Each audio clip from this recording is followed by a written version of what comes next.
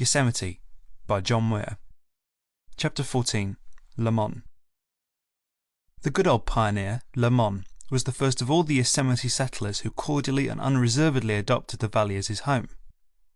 He was born in the Shenandoah Valley, Virginia, May 10, 1817, emigrated to Illinois with his father, John Lamont, at the age of 19. Afterwards went to Texas and settled on the Brazos, where he raised melons and hunted alligators for a living.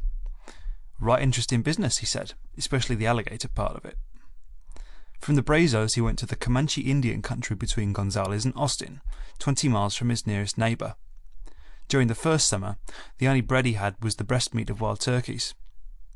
When the formidable Comanche Indians were on the warpath, he left his cabin after dark and slept in the woods.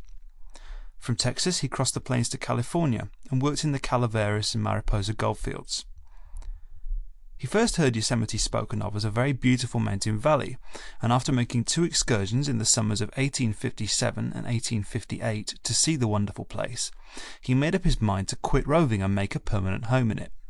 In April 1859 he moved into it, located a garden opposite the half dome, set out a lot of apple, pear and peach trees, planted potatoes, etc. that he packed in on a contrary old mule, and worked for his board in building a hotel which was afterwards purchased by Mr. Hutchings. His neighbours thought he was very foolish in attempting to raise crops in so high and cold a valley, and warned him that he could raise nothing and sell nothing, and would surely starve. For the first year or two, a lack of provisions compelled him to move out on the approach of winter, but in 1862, after he had succeeded in raising some fruit and vegetables, he began to winter in the valley. The first winter he had no companions, not even a dog or cat, and one evening was greatly surprised to see 2 men coming up the valley. They were very glad to see him, for they had come from Mariposa in search of him, a report having been spread that he had been killed by Indians. He assured his visitors that he felt safer in his Yosemite home, lying snug and squirrel-like in his 10 by 12 cabin, than in Mariposa.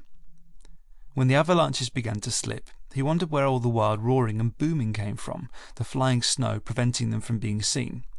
But, upon the whole, he wondered most at the brightness, gentleness and sunniness of the weather, and hopefully employed the calm days in tearing ground for an orchard and vegetable garden. In the second winter he built a winter cabin under the Royal Arches where he enjoyed more sunshine. But no matter how he praised the weather, he could not induce anyone to winter with him until 1864. He liked to describe the great flood of 1867, the year before I reached California, when all the walls were striped with thundering waterfalls. He was a fine, erect, whole-souled man, between 6 and 7 feet high, with a broad open face, bland and guileless as his pet oxen. No stranger to hunger and weariness, he knew well how to appreciate suffering of a like kind in others, and many there be, myself among the number, who can testify to his simple, unostentatious kindness that found expression in 1,000 small deeds.